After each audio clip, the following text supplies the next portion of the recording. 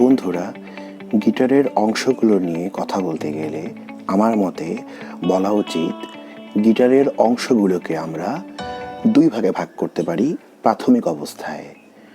প্রথম যে ভাগ, সেই ভাগে গিটারের সেই অংশগুলো নিয়ে আলোচনা করা উচিত যেগুলো আমরা গিটারের সাথেই দেখতে পাই।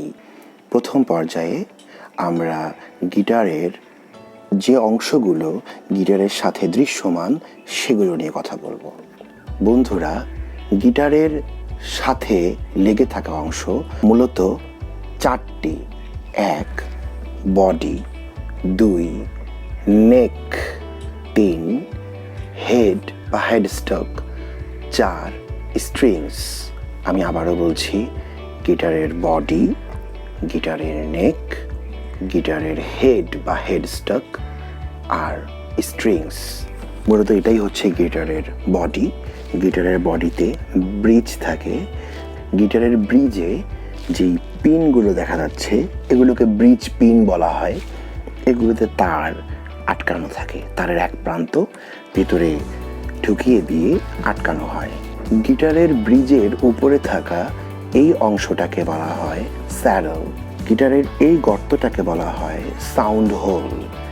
আরও অনেকে অনেক ধরনের পার্ট নিয়ে হয়তোবা বলে থাকেন, অনেক টিচার, কিন্তু প্রাথমিক অবস্থায় আমার মনে হয় এত বেশি না জানলেও হয়তোবা হবে। বন্ধুরা, দ্বিতীয় অংশটাকে আমরা বলছি নেক।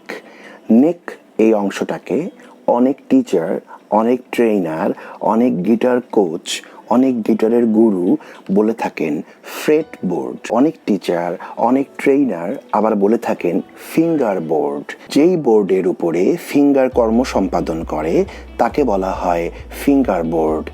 কিছু গুরু, কিছু শিক্ষক, কিছু টিচার তারা বলেন এটার নাম ফ্রেট বোর্ড। কিন্তু কেন ফ্রেট বোর্ড? এই বোর্ডে ফ্রেট থাকে জন্যই এর নাম হচ্ছে ফ্রেট বোর্ড। তাহলে এবার জানবার পালা গিটারের অংশগুলোর মধ্যে ফ্রেট জিনিসটা কি। ফ্রেট এর পিছনে একটা সুন্দর গল্প আছে আমার ব্যক্তিগত জীবন থেকে। আমি যখন গিটারের কিছুই জানতাম না, গিটারের গও জানতাম না, তখন আমি এই ধাতব যে অংশগুলো, ধাতব যে বস্তুগুলো, এগুলোকে দেখে ভাবতাম এগুলো হয়তোবা অনেক অনেক বেশি কাজের, কিন্তু আসলে এগুলো হচ্ছে ঘরের দেয়ালের মতো। গিটার শেখা শুরু করার পর আমি বুঝতে পারলাম ঘরের দেয়ালের ওপর যেমন কোনো কাজ থাকে না, চার দেয়ালের মাঝখানের ফাঁকা জায়গাটাই যেমন ঘর হিসেবে ব্যবহৃত হয়, তেমনি এখানে ঠিক দুটি দেয়াল যদি আমরা ধরে নিই, তাহলে দুটি দেয়ালের মাঝখানের ফাঁকা অংশটাই হচ্ছে সেই ঘর। আর এই ঘরগুলোকেই বলা হচ্ছে ফ্রেট। মূলত এই ধাতব অংশগুলোর মাঝখানের ফাঁকা জায়গাগুলো হচ্ছে সেই কার্যকরী ঘর। এই কার্যকরী ঘরগুলোকেই আমরা বলছি ফ্রেট। বিভিন্ন গিটারে বিভিন্ন সংখ্যক ফ্রেট থাকতে পারে। কোনো গিটারে 20টি, কোনো গিটারে 18টি, কোনো গিটারে 22টি, কোনো গিটারে 24টি। মডিফাইড ইলেকট্রিক গিটার কিংবা বেস গিটারে আমরা তার থেকেও বেশি সংখ্যক ফ্রেট দেখতে পাই। এবারে আসি কিছু কিছু ফ্রেটের গায়ে এই চিহ্নগুলো সম্পর্কে। এই চিহ্নগুলোকে অনেক গুরু অনেক নামে অভিহিত করেছেন।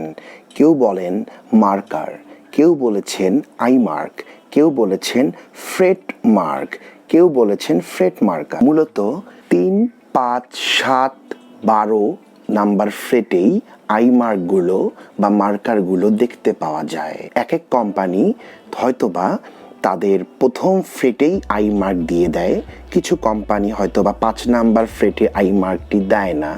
অনেক কোম্পানির গিটার আছে, অনেক ব্র্যান্ডের গিটার আছে যারা হয়তোবা কোনো ফ্রেটেই আই মার্ক দেয় না, শুধুমাত্র 12 নাম্বার ফ্রেটে গিয়ে একটা চিহ্ন দেয়।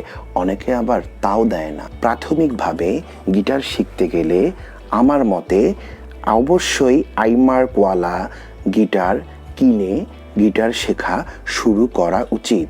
আই মার্ক ছাড়া গিটার প্রো লেভেলের গিটারিস্টদের জন্য হলেও আই মার্ক ছাড়া গিটার বিগিনার লেভেলের গিটারিস্টদের জন্য নয়।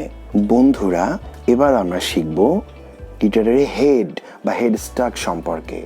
হেডস্টকে আমরা যে জিনিসগুলো পাই তা হচ্ছে